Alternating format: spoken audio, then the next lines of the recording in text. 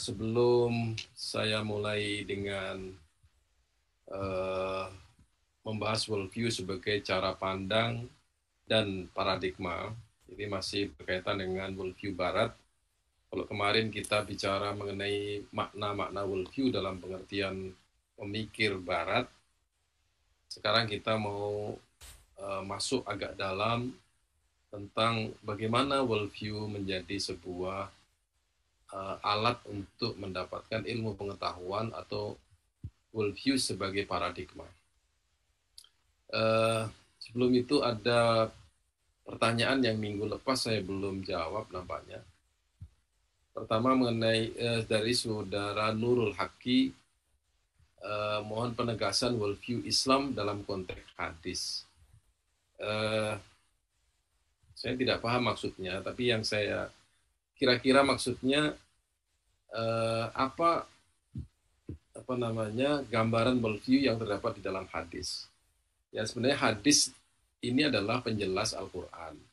Jadi kalau orang tidak paham apa yang ada di dalam Al-Quran, orang merujuk kepada hadis. Seperti halnya misalnya haji. Haji tidak ada detailnya di dalam Al-Quran, tetapi ada di dalam hadis. Ya. Ya, baru-baru ini ada orang Islam liberal sekuler mengatakan tidak ada perintah sholat di dalam Al-Quran. Ya, perintah sholat 5 waktu di dalam Al-Quran. Nah, ini orang ini tidak membaca Al-Quran dengan detail. Detail daripada sholat 5 waktu itu ada di dalam hadis. Kemudian arti, ya ini kalau bicara worldview kan konsep.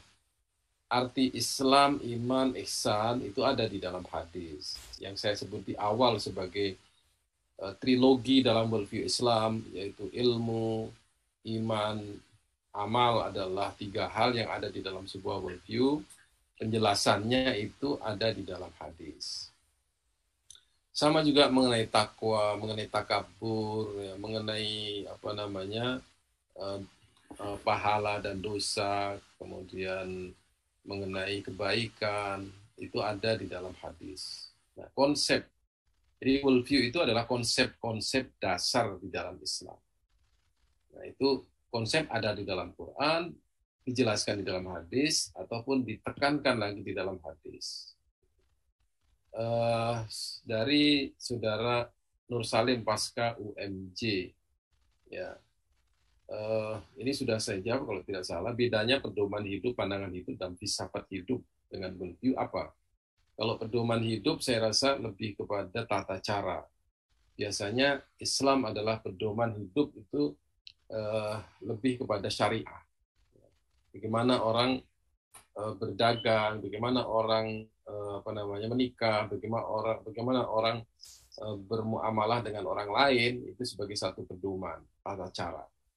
Tapi pandangan hidup atau filsafat hidup itu worldview. Filsafat hidup dalam bahasa Jermannya ada Weltanschauung. Filsafat hidup bangsa Indonesia adalah Pancasila. Berarti worldview bangsa Indonesia adalah Pancasila. Dari saudara Mawarno Surya, dia bertanya sesuatu yang lain ini, Pak. Sebenarnya teroris itu orang atau sekelompok orang yang selalu meneror orang atau sekelompok orang, termasuk pada orang Muslim. Ini kata aja nih, kata saya pentingkan di sini. Jadi kata teroris, kata teror itu adalah menakut-nakuti. Teroris adalah orang yang menteror atau yang menakut-nakuti. Nah, menakut-nakuti itu bentuknya bermacam-macam. Ada yang menakut-nakuti dengan senjata, ada yang menakut-nakuti dengan bom, ada menakut-nakuti dengan pembunuhan. Nah, ini makna teroris. Nah, itu pun tidak ada di dalam kamus Islam. Ya, dalam kamus Islam menakut-nakuti itu dalam bahasa Arabnya ada irhabiyun, tapi itu tidak berasal dari khasanah Islam, karena dalam Islam tidak ada perbuatan yang sifatnya menteror orang lain.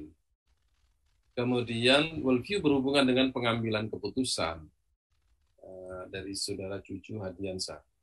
Ya, tergantung kalau keputusan individu untuk berbuat sesuatu, ya, itu berarti dia berpikir, dia meyakini, dia memutuskan. Problemnya ini yang saya tidak tahu, pengambilan keputusan secara individu atau pengambilan keputusan oleh pemimpin.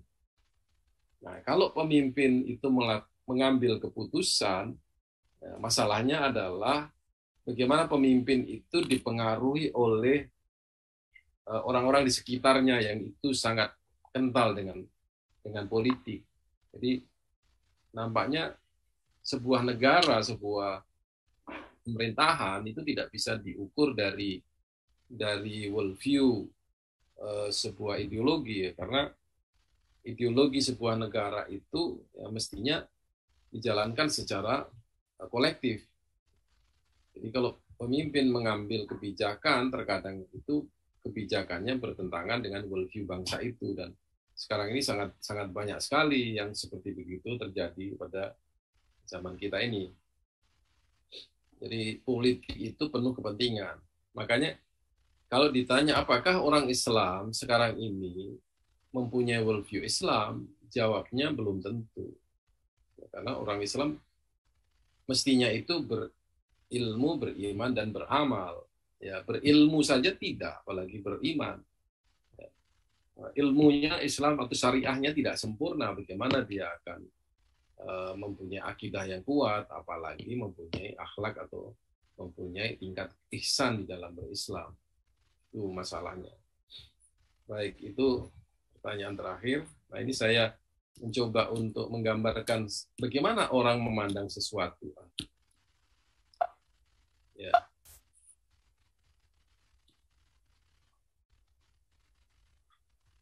Saya mulai dari uang ini. Ini ya dari yang simpel aja ya. Ini di atas adalah gambar uang, ada tulisan di situ barang bukti, berarti barang bukti korupsi. Nah, di dalam uang itu tidak ada tandanya apakah ini halal atau haram. Ya, tetap namanya uang juga 100.000, warnanya merah. Ya.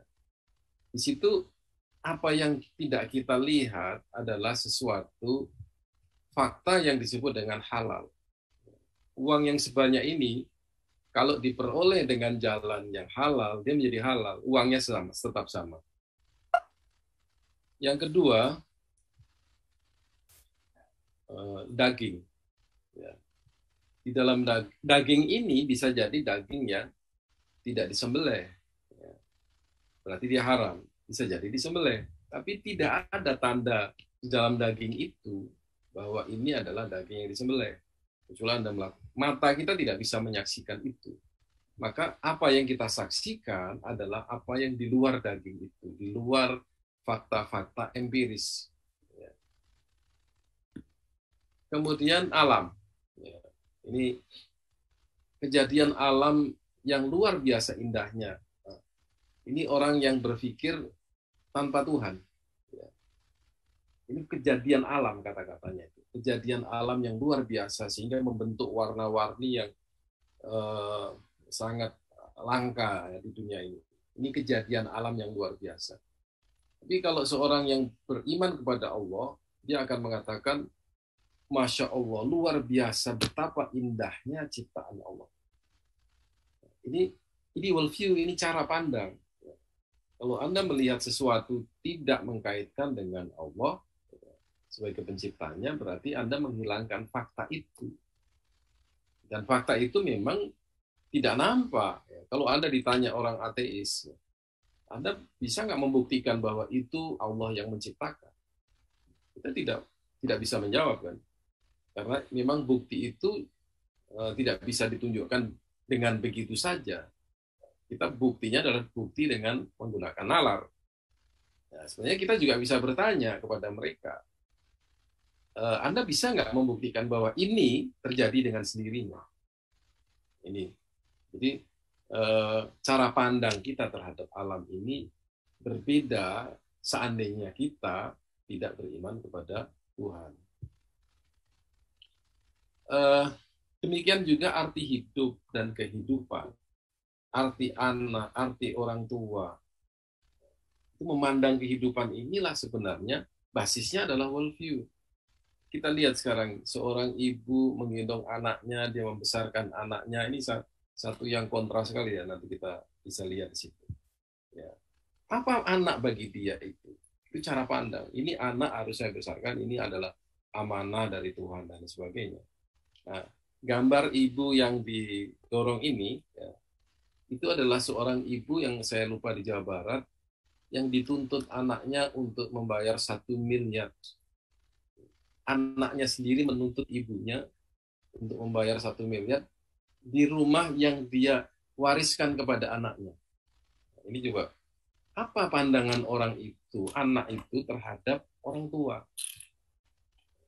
Maka di sini ada kata-kata yang menarik saya quote dari internet ini. Aku berjuang demi menghidupimu, wahai anakku.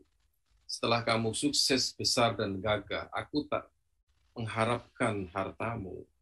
Aku hanya ingin kau tersenyum dan memelukku. Itu saja. Bayangkan. Ketika anak bersama kita, harta kita adalah harta anak kita. Tapi begitu anak kita sudah menjadi keluarga sendiri, ya, harta anak kita bukan lagi milik kita.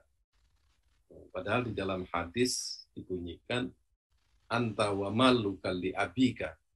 Kamu dengan hartamu itu adalah sebenarnya milik orang tua kamu. Nah, ini cara pandang terhadap anak, cara pandang terhadap orang tua adalah worldview. Maka bisa disimpulkan begini, perbuatan seseorang itu dipengaruhi ideologinya, budayanya, pengetahuannya, dan cara berpikirnya. Nah, pikiran itu dipengaruhi oleh worldview-nya. Jadi sangat berkaitan ini. Ya, cara berpikir tentang sesuatu yang ada di dalam kehidupan itu juga worldview. Ini contoh saja ya. Orang itu bisa jadi melihat uang itu adalah rezeki. Ada lagi yang melihat uang itu hasil curian. Ketika melihat daging, itu daging halal. Ketika melihat daging yang lain, ya melihat itu. Jadi dua fakta, ya, fakta empiris dan non empiris ini sebenarnya ya, adalah cara pandang. Ya. Anda melihat alam. Alam itu ciptaan Allah atau dia ada dengan sendirinya. Anak itu amanah dari Tuhan atau dia beban hidup. Di negara-negara barat tidak banyak orang menikah kemudian punya anak. Karena anak bagi dia adalah beban hidup. Sehingga tidak banyak orang yang menikah kemudian mempunyai anak. Orang tua. Orang tua bisa jadi beban hidup bagi seorang anak. Jadi kalau orang mengatakan bahwa setelah saya dewasa, saya mempunyai hidup saya sendiri, orang tua tidak boleh ikut campur. Itu di negara sekuler itu seperti begitu worldview-nya. Nah, sekarang pahala kita yang besar itu diantaranya adalah berbakti kepada orang tua. Dan dosa kita yang paling besar adalah uququl walidain, durhaka kepada orang tua. Ini cara pandang, ini keyakinan. Sama juga ketika bicara mengenai ilmu, mencari ilmu itu adalah ibadah bagi seorang muslim. Tapi ada juga seorang muslim yang mencari ilmu itu untuk mengumpulkan harta. Beda cara pandangnya.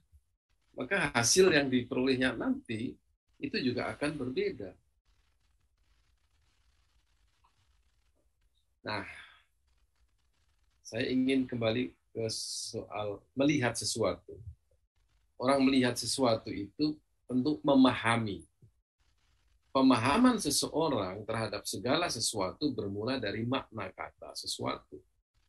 Ya. Kalau dalam Quran kan disebutkan wa 'allama Adamal asma kullaha. Kata asma itu adalah benda dengan maknanya, makna dari sesuatu itu. Ya. Setiap kata kata mengandung makna, dan setiap makna mengandung konsep. Dan setiap konsep merujuk kepada sebuah worldview. Jadi kita tidak main-main dengan kata-kata iman, kata-kata takwa, kemudian amanah, tablik, fatonah, dan sebagainya. Itu kata-kata yang ada basis worldview-nya di dalam Islam. Ya. Tidak tidak lucu ya seandainya ada seorang non Muslim mengatakan bahwa kita harus bertakwa kepada Allah. Karena takwa itu miliknya worldview Islam. Nah, dalam konteks ilmu sekarang kita masuk epistemologi. Ada satu istilah namanya paradigma. Di barat itu ilmu pengetahuan itu berkembang ditentukan oleh paradigma. Ini teorinya Thomas Kuhn, salah satu saja yang tidak perlu kita ambil banyak-banyak ya. Di situ seperti di awal saya sampaikan juga di situ ya. Setiap paradigma itu menentukan bagaimana ilmu pengetahuan itu dipraktikkan. Jadi paradigma adalah worldview. Nanti kita lihat gambarnya ya. To accept paradigm, menerima paradigma itu artinya adalah menerima pandangan hidup yang komprehensif, yang saintifik, yang metafisik, yang metodologi. Itu namanya paradigma. Di dalam paradigma itu ada metafisikanya, ada metodologinya. Nah, sekarang ke Thomas Kuhn. Yang disebut paradigma menurut Thomas Kuhn adalah seperangkat keyakinan mendasar yang memandu tindakan kita, baik dalam tindakan keseharian maupun penyelidikan ilmiah. Jadi kalau detailnya dalam statement bahasa Inggris disebutkan paradigm, a general construct to which scientific community adhere within the stage of normal science. Jadi sebuah kesepakatan ya, ataupun sebuah konstruk itu sebuah bangunan keilmuan yang di situ sebuah masyarakat ilmiah itu mengikuti. Nanti di dalam paradigma itu ada pengertian-pengertian yang saya sebutkan di atas. Ya, lebih spesifik lagi, paradigma itu adalah koleksi atau sekumpulan teori, aturan, disiplin ya, yang diikuti oleh masyarakat ilmiah. Untuk apa? Untuk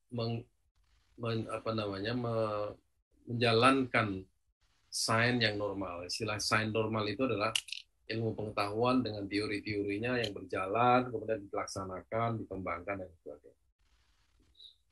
Jadi ini agak akademik ini.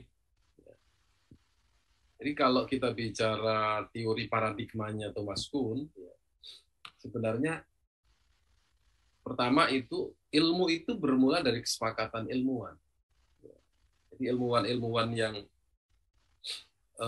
membidangi sebuah disiplin ilmu mempunyai komunitasnya bersepakat. Disitulah menentukan paradigma. Di dalam paradigma itu ada belief, ada worldview, ada asumsi. Ya. Jadi dalam paradigma itu ada asumsi-asumsi dasar yang disepakati. Ini nggak ada yang salah. Disitulah kemudian yang disebut dengan normal science atau ilmu pengetahuan berjalan seperti apa adanya.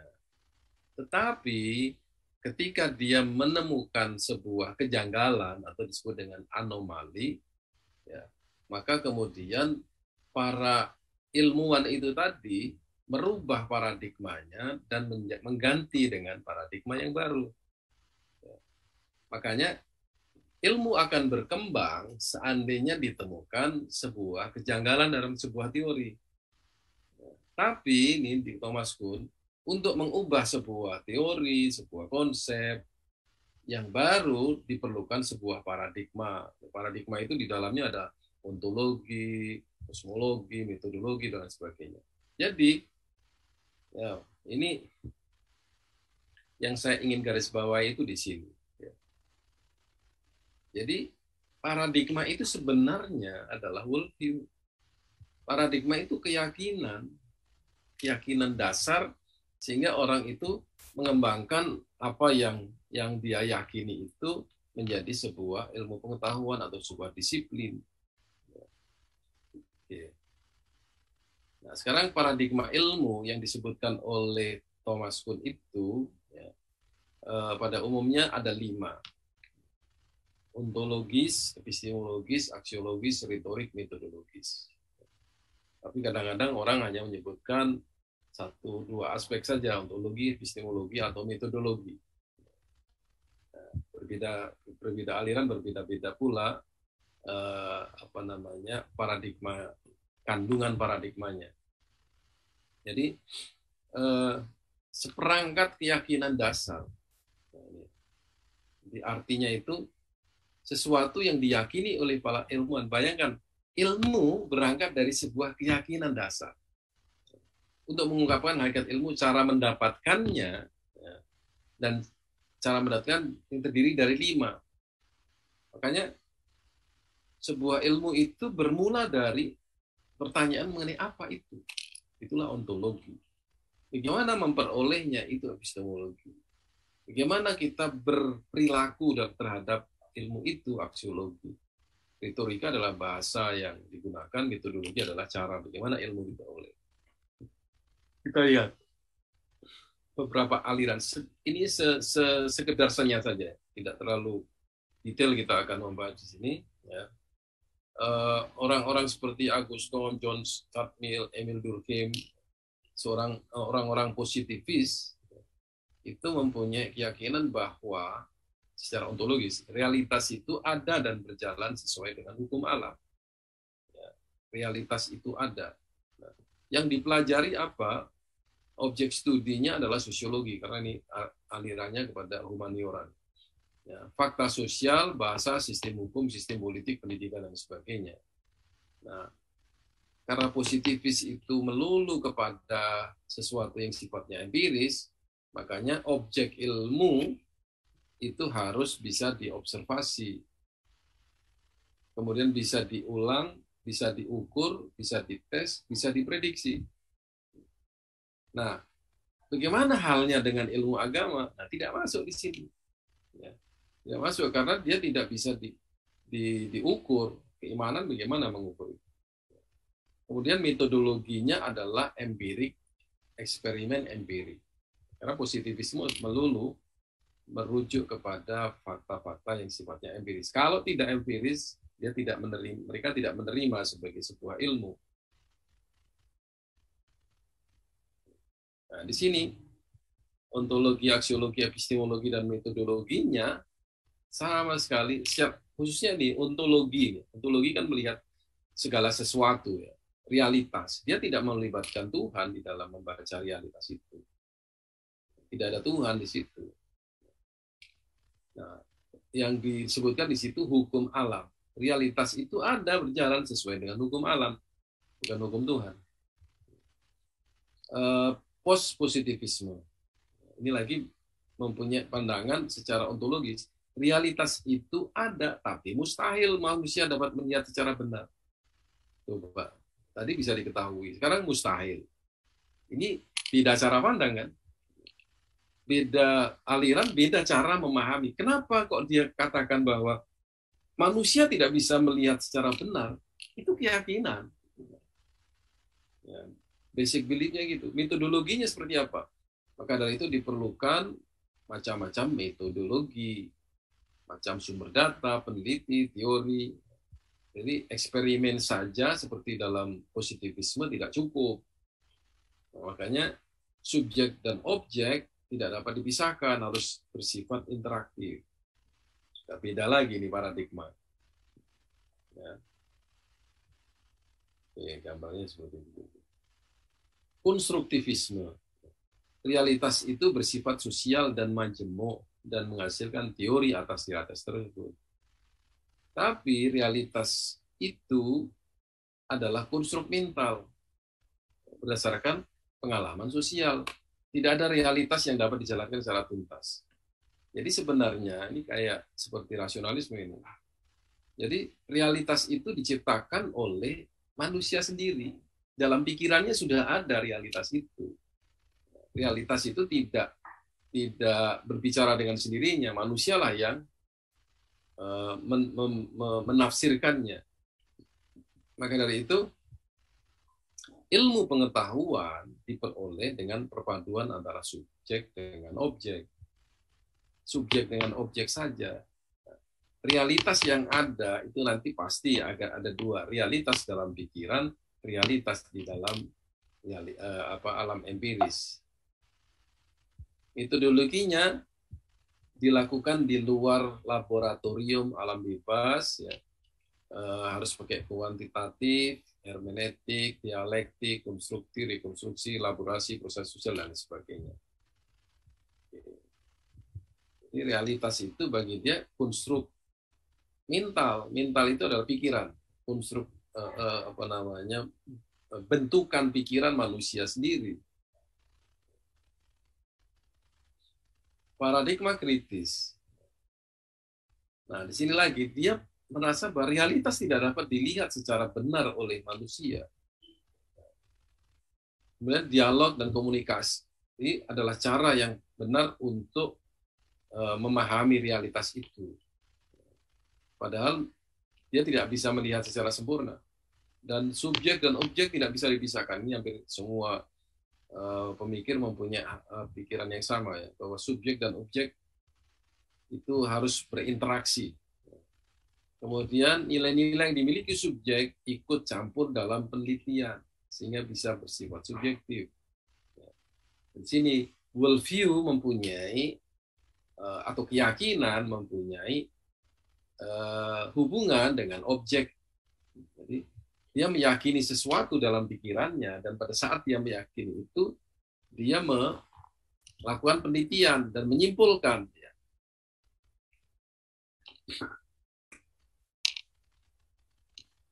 Ya. Cirinya paradigma ini apa? Problem, prosedur, metode, dan metodologi keilmuan dikaitkan dengan praktek-praktek sosial. Merumuskan kembali aturan keilmuan secara logis dan historis. Tiga, menentang dikotomi subjek-objek. Ini hampir sama tadi. Karena data, hard data dengan soft data tidak dapat dipisahkan. Di sini, nanti ada kesimpulan yang menarik. Oke, sekarang kalau tadi Thomas Kuhn itu mengatakan bahwa paradigma itu adalah worldview. Imre Lakatos, ini salah seorang saintis juga, berbeda cara pandang. Dia mempunyai pembedaan di sini antara worldview dengan paradigma. Dia menyebut kata-kata worldview ini dengan istilah hardcore. Kemudian hardcore itu menghasilkan paradigma atau disebut dengan protective bell. Paradigma menghasilkan teori ataupun metodologi. Jadi sains itu sebenarnya menurut Imre Lakatos, ini yang paling sesuai dengan Islam, saya lihat bermula dari sebuah keyakinan. Maka dari itu hardcore ini permanen sifatnya. Kemudian paradigma namanya semi permanen, yang dari situ dia menghasilkan teori ataupun metodologi, berbagai teori. Maka teorinya bisa berubah, ya. Paradigmanya bisa berubah, tetapi worldview-nya, hardcore-nya tidak bisa berubah. Nah, itulah yang disebut dengan sains. Kalau kita kaitkan dengan Islam, worldview Islam itu permanen. Worldview Islam itu permanen, dan ketika dia menjadi paradigma, dia tidak permanen. Makanya apa-apa yang diajarkan di dalam Al-Quran, hadis, yang merupakan teori-teori penting atau konsep-konsep penting, seperti konsep Tuhan, konsep ilmu, konsep kebaikan, ya, konsep manusia, itu banyak yang aspek permanennya. yang itu bisa dikembangkan menjadi sebuah paradigma. Ketika dia menjadi teori, ya, dia menjadi changeable, dia berubah. Saya pernah ditanya nih sama dosen, Islam itu kan agama yang sakral, gitu ya, apa namanya, ya sakral. Kalau dia menjadi sains, bagaimana yang sakral itu tadi berubah-ubah? Ini pertanyaan yang menurut saya harus dijelaskan seperti begini. Jadi yang namanya sains itu, apapun basisnya, ideologi ataupun worldview barat liberal sekuler, tetap dia mempunyai basis worldview di setiap sains. Nah, worldview-nya biasanya tidak berubah. Nah, di barat ini karena tidak ada sesuatu yang permanen di dalam worldview barat, makanya di barat itu worldview-nya juga berubah-ubah. Tapi dalam Islam, worldview tidak berubah. Yang berubah teorinya. Baik. Nah, kalau kita sederhanakan, dia menjadi seperti begini. Ya. Jadi, worldview itu mendasari sebuah paradigma. Paradigma menjadi dasar dari munculnya teori dan konsep atau metodologi, dan itulah yang kemudian membentuk sains. Kita lanjutkan. Perbedaan antara Thomas Kuhn dan Lakatos ini yang saya ingin highlight, ingin saya tekankan itu sebenarnya ada di hardcore-nya ini. Hardcore atau worldview-nya itu. Jadi bagi Thomas Kuhn yang namanya paradigma itu sudah worldview. Sudah worldview dan dia worldview bisa berubah-ubah. Perubahan paradigma itu atau paradigm shift itu adalah perubahan worldview. Nah, di sini berarti tidak ada yang permanen di dalam teorinya Thomas Kuhn itu. Nah, sementara menurut Lakatos, ya, hardcore itu tidak boleh berubah. Makanya dia harus diprotek. Ya, namanya protective bell itu bentuknya adalah hipotesis yang kemudian menghasilkan teori. Nah, teori itu harus sesuai dengan hardcore. Ini sangat sekali, menarik sekali teorinya ini. Nah, bandingannya seperti begini. Sekarang definisi hardcore-nya Lakatos apa? Definisinya adalah basic assumption that characterize scientific research program. Basic assumption that underlies which cannot be rejected, modified, or modified. Hardcore ini tidak bisa ditolak, tidak bisa atau dimodifikasi. It must be protected from threat of falsification. Tidak bisa difalsifikasi. Ini saya rasa menarik untuk kita kaitkan dengan worldview Islam. Protective bell adalah metodologi bagaimana hardcore dilengkapi dengan alat yang bisa menerangkan dan meramalkan fenomena yang nyata agar ilmuwan tidak bingung terhadap anomali. Jadi protective bell itu bisa jadi bentuknya adalah hipotesis. Jadi hardcore dilindungi, worldview itu dilindungi. Yang terakhir adalah series of theories. Hasil dari paradigma itu adalah teori. It is a link between one theory and another theory in which the next theory is the result of an auxiliary clause added from previous theory. Jadi satu teori itu ya, ditambah dengan teori yang baru lagi, ditambah lagi, ya, itu menjadi sebuah hasil ya, yang dikaitkan dengan protective bell dengan hardcore. Makanya setiap hasil atau setiap teori yang dihasilkan oleh paradigma itu diuji dengan alat yang disebut dengan hardcore atau worldview itu. Sebuah teori kalau dia bertentangan dengan hardcore maka dia tidak bisa diterima. Wallahu a'lam bishawab. Kesimpulannya, ya, worldview memiliki peran penting dalam menghasilkan ilmu pengetahuan. Kedua, menurut Thomas Kuhn, ilmu bermula dari keyakinan yang kemudian menjadi worldview.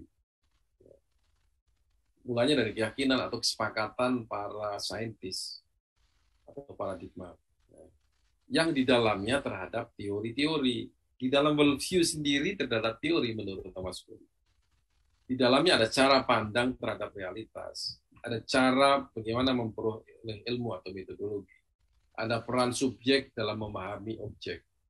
Jadi ini menurut Thomas Kuhn, worldview adalah paradigma. Paradigma itu di dalamnya ada cara pandang yang saya sebutkan ada 5 tadi itu.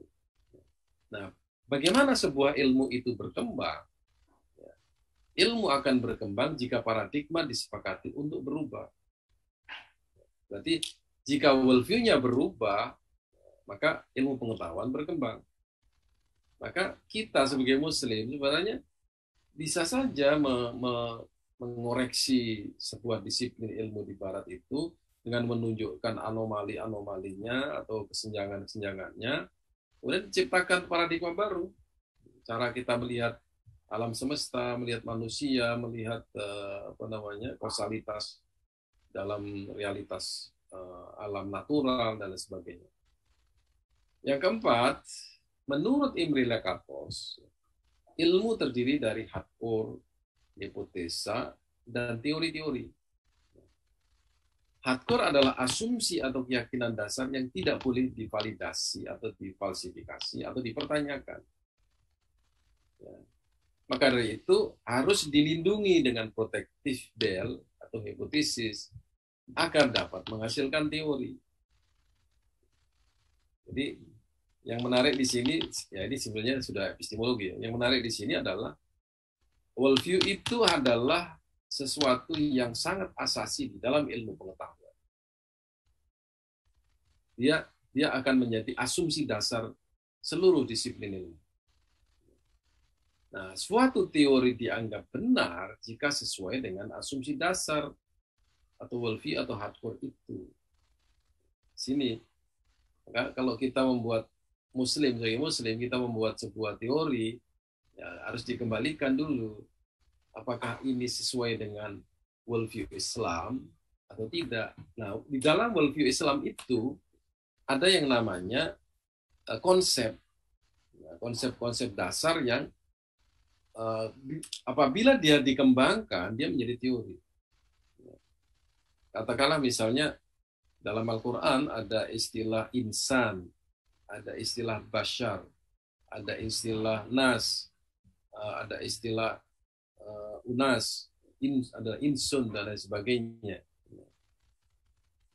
Itu konsep dasarnya. Nanti ada bedanya antara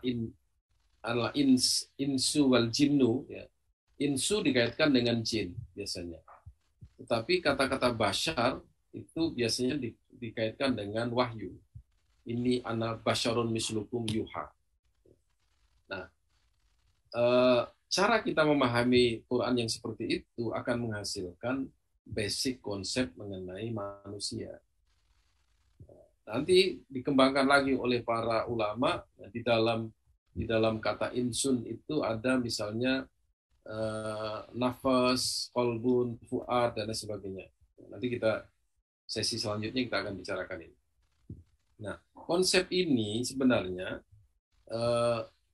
ada basis Qurannya. Nah, basis Quran ini apabila kita pahami, kemudian kita kaitkan dengan para ulama dulu yang memahami hal yang sama, akan kita temukan sebuah konsep yang kemudian menjadi teori. Ghazali sendiri mempunyai teori mengenai jiwa, ya, atau teori mengenai hati. Ada buku yang berjudul Mukasyafatul Qulub, membongkar mengenai hati. Nah, ada tentara hati, ya, kemudian ada pemimpin dan lain sebagainya. Baik, saya rasa saya tidak bisa perpanjang lagi. Ini materinya juga materi yang agak akademis, ya, khawatir terlalu akademik sehingga kemarin yang bertanya tidak banyak. Saya itu mungkin masih ada waktu untuk ya ada Prof.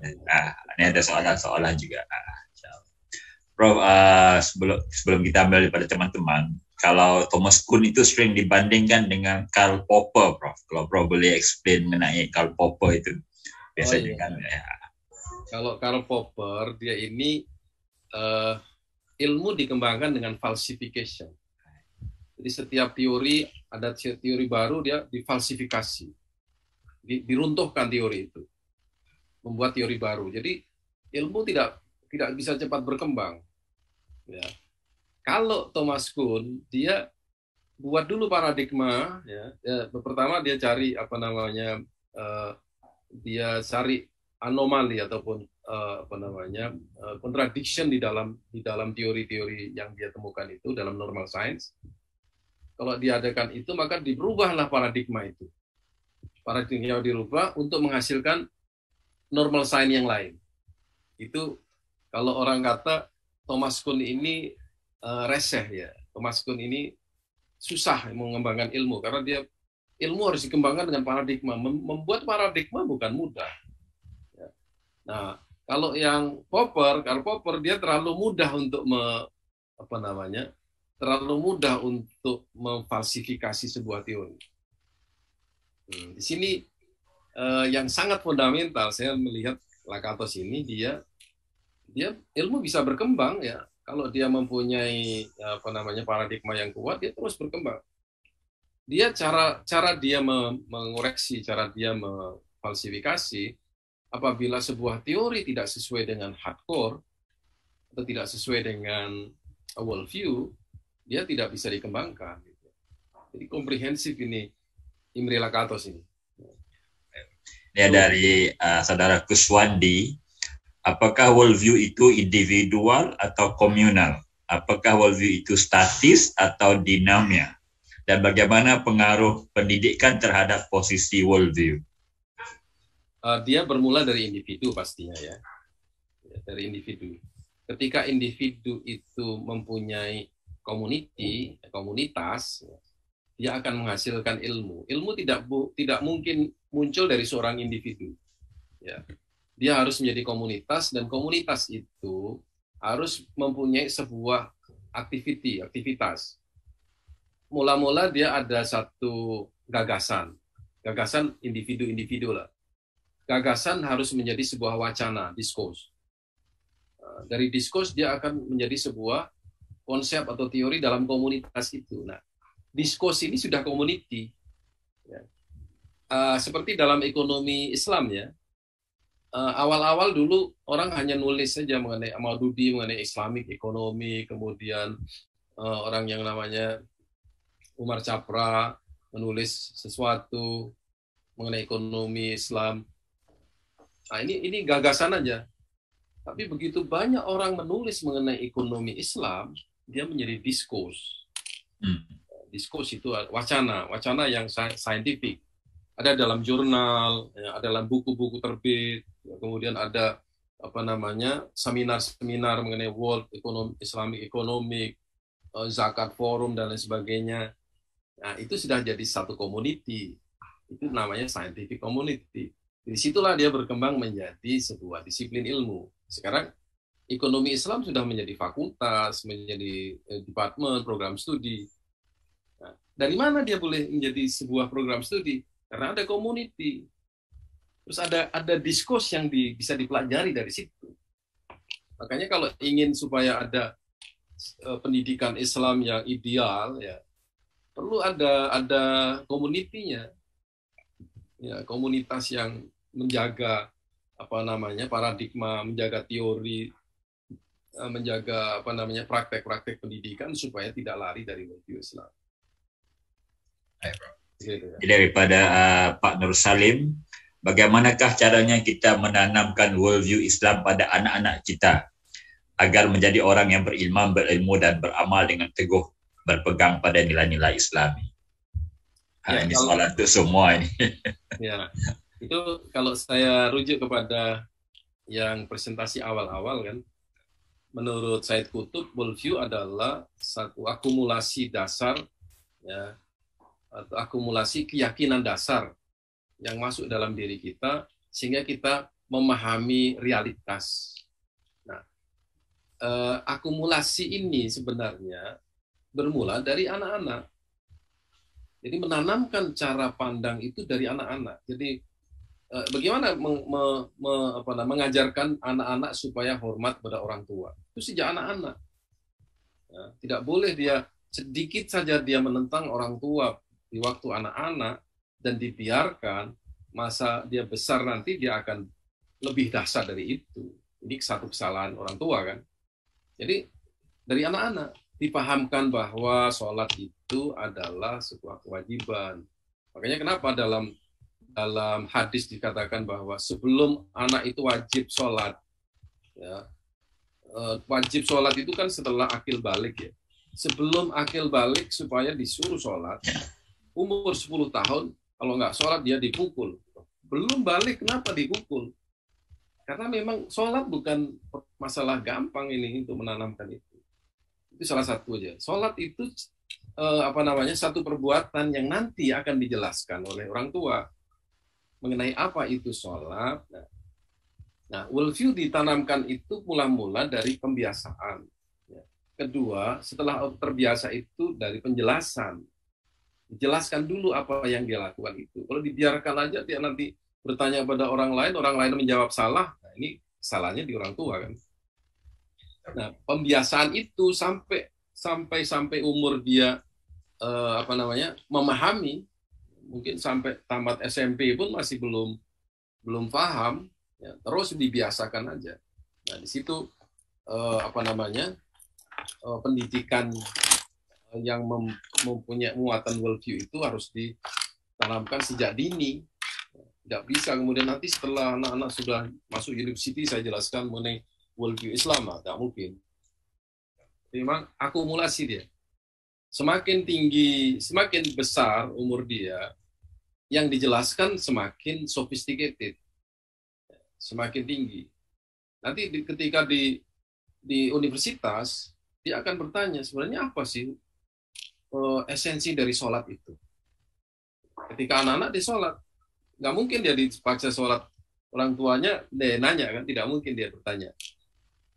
Tanyanya nanti ketika dia SMA, ketika dia sudah berkuliah di university, itu yang akan jawaban itu yang akan membentuk cara berpikir. Nah, anak-anak mendapatkan jawaban di rumah, di sekolah, di dalam masyarakat, di dalam pergaulannya.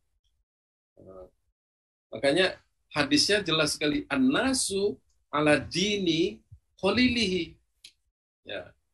Orang itu, keberagaman seseorang itu tergantung kepada temannya. Ya. Itu satu. Kalau orang tua, ya, itu dia menjaga keislamannya. Ya. Kullu ini ada yuladu alal fitrah. Fa abuwahu ladzi yuhawidani yunasirani yumajjisani. Yang menjadikan anak itu Majusi, Nasrani, ya, ataupun Yahudi, itu orang tuanya. Ya. Nah, kalau orang tuanya mendidik dia secara Islam, ya, artinya tetap menjaga dia dalam keislamannya, itu memang tugasnya orang tua. Maka dalam hadis itu kan tidak ada. Dan orang tuanya lah yang mengislamkannya. Tidak ada. Karena dia lahir dalam keadaan fitrah, orang tuanya menjaga fitrah itu supaya tetap dalam keadaan Islam. Itulah tugasnya orang tua. Makanya kalau orang tua bisa mengantarkan anaknya mempunyai amalan-amalan syariah, akidah, akhlak sampai dia menikah, surgalah baginya. Ya, khususnya anak-anak wanita. Nah, di sini sebenarnya apa itu? Menanamkan worldview, menanamkan cara memandang kehidupan, menanamkan cara pandang bagaimana menghormati diri sendiri, menghormati orang tua, menghormati orang lain. Itu adalah hidup. Makanya pandangan hidup. Bagaimana anak itu memandang hidup secara benar, itu ada di tangan orang tua, di tangan sekolah, di tangan masyarakat. Baik, Prof. Ini ada soalan, apakah worldview paradigm shift-nya Thomas Kuhn itu merupakan reaksi terhadap worldview gereja yang ada saat itu? Saya rasa bukan, ya. bukan itu. Sejauh yang saya tahu tidak. Hanya saja dia ingin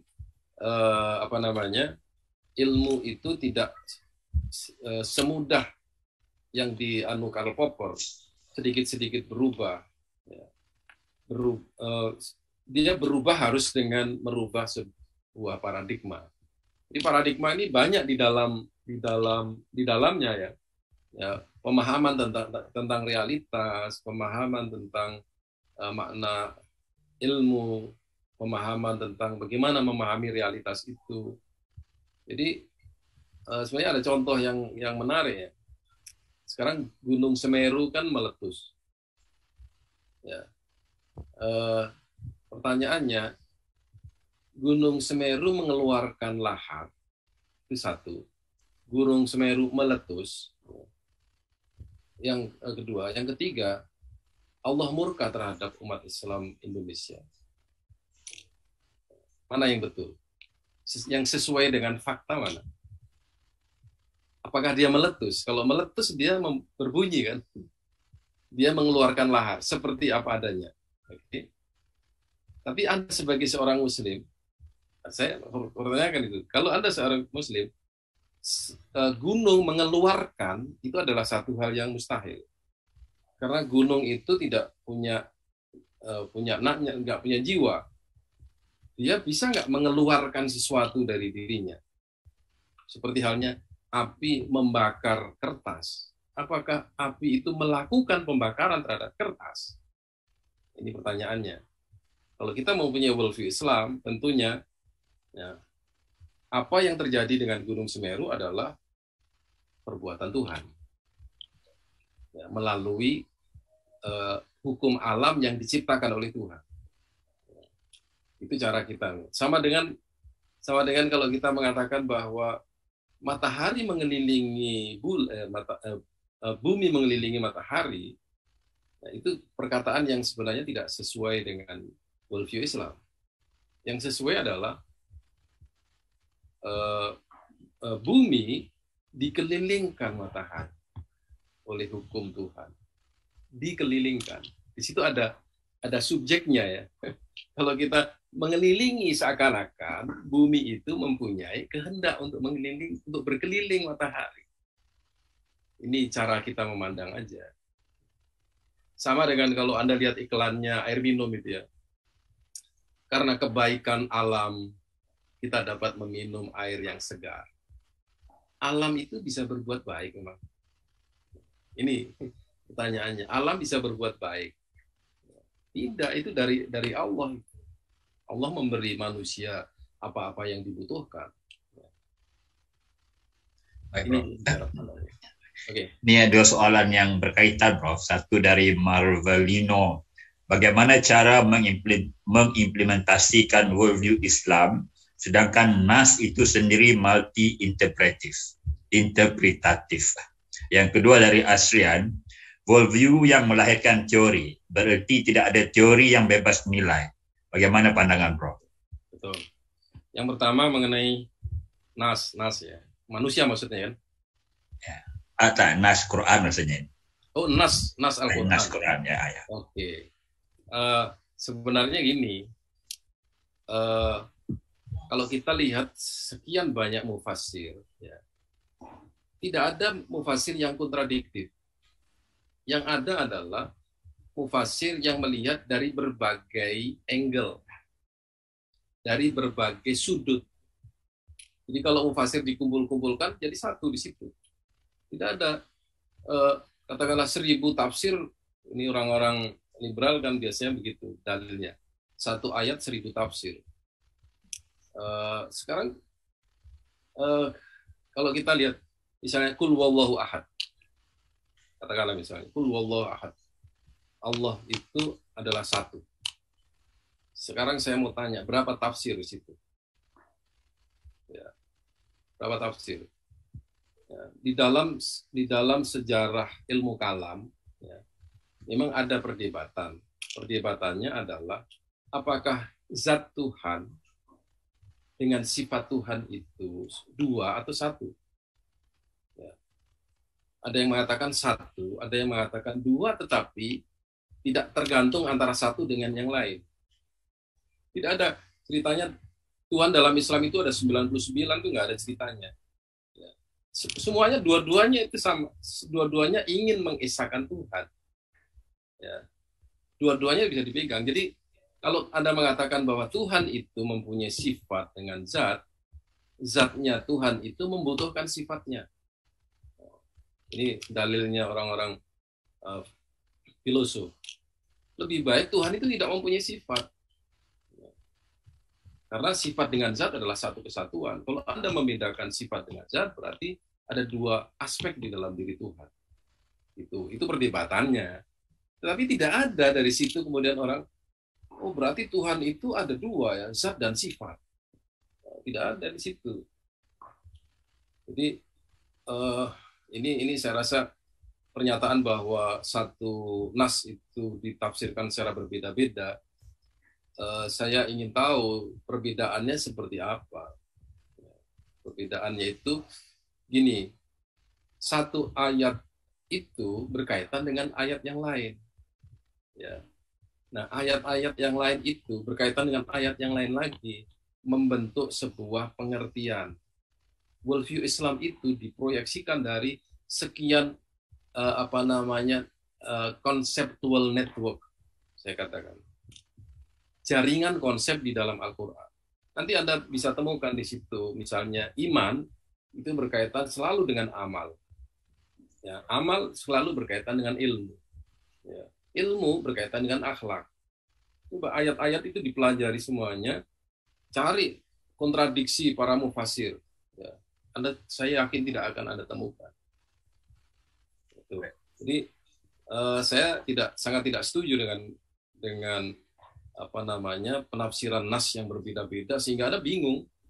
Karena perbedaan itu akhirnya Anda tidak bisa mengamalkan Islam. Jadi satu kesalahan besar. Nah, itu hanya orang-orang yang ingin menghindar dari mengamalkan Islam aja. Bahkan sekarang ini kalau kita katakan, ayo kita bangun manajemen Islam, nah, orang liberal pasti mengatakan Islam yang mana? Ya, kalau ditanya Islam yang mana, ayo cari Islam sendirilah. Jadi kayak Islam itu banyak, jadi susah mau pilih. Nggak ada yang susah, ya, simple aja. Ya. Yang kedua tadi apa namanya? Worldview melahirkan teori, berarti tidak ada teori yang bebas nilai. Betul ya. Itulah yang saya katakan di awal, bahwa ilmu pengetahuan itu tidak bebas nilai. Ya, pengetahuan itu syarat nilai, value laden. Jadi semua ilmu itu dihasilkan oleh ideologi, dihasilkan oleh cara pandang, dihasilkan oleh kepercayaan, dihasilkan oleh kultur. Nah, ini semua ilmuwan di Barat pun mengakui itu. Bahwa ilmu tidak netral. Ilmu diwarnai oleh worldview. Ilmu tidak, kalau bahasanya sekarang, ilmu tidak lahir dari ruangan yang kosong. Situ. Itulah sebabnya maka banyak hal yang tidak kompatibel antara ilmu pengetahuan Islam dengan ilmu pengetahuan Barat modern. Jadi problemnya ada di worldview itu.